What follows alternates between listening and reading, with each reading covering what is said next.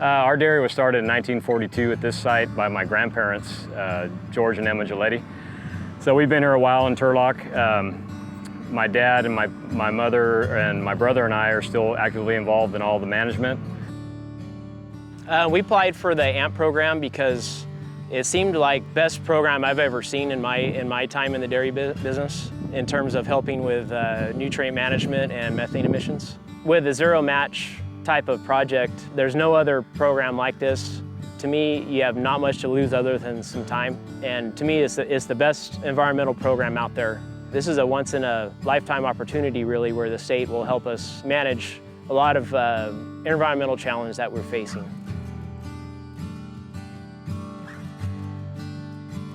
In the summer, we kind of just settled on, because we have this big slab area, is just spreading it out thin, and within a week we can dry it up and stack it, and then it's ready for the fields after the corn comes off to haul out there.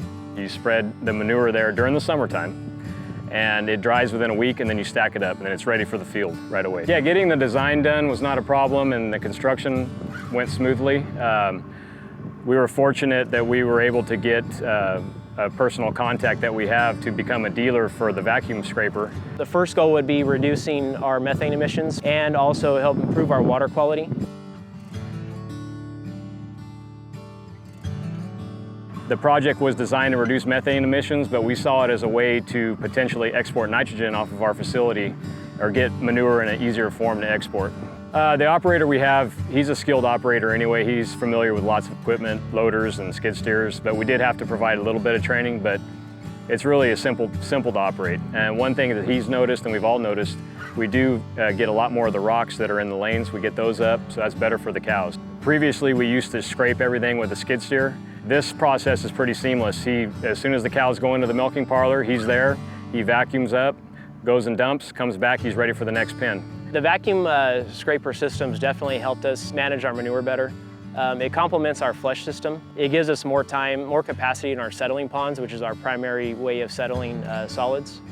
And it helps us economically in that we're cleaning out our settling ponds less, and it's also providing us manure that's dry and readily available at a better time of the year when the fields are ready to spread. We do need a nitrogen source on land that's not next to our dairy. So it's providing, basically homegrown nitrogen instead of having to buy commercial fertilizer. It allows us to get some of the nitrogen we produce here to some of our land that doesn't have lagoon water access. We will reduce our fertilizer usage, our commercial fertilizer usage, by using this project. So the concrete pad is all graded to a drain, so all water is contained from that pad and easily maneuverable.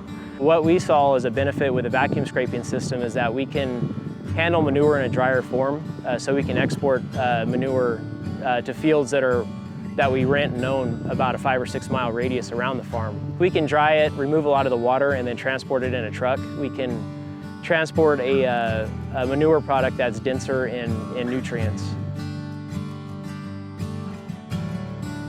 Anybody thinking about applying for an AMP program or project, I would just suggest that you really focus on what are your goals on your farm.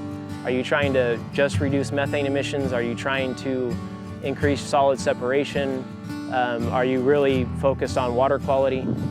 These projects can do more than just one thing. So think about the regulations today and the future regulations coming down the line. I would still recommend dairymen to spend the time, get a good project, do the application. Even if you don't get accepted, you don't have much to lose other than your time, and some of that time could be used for future rounds. I would definitely say start early, even before the applications are released. I would start with getting bids from your contractors if your project requires infrastructure. I would suggest going to your local air district and water district and letting them know what you plan on doing and getting a letter of permission, or a letter saying that it's not going to change your permit in any way. The reimbursement process with CDFA was awesome. It was straightforward and seamless. As soon as we got all our paperwork in, the check came in the mail and we were able to pay everybody and move on. So it was very easy to work with CDFA.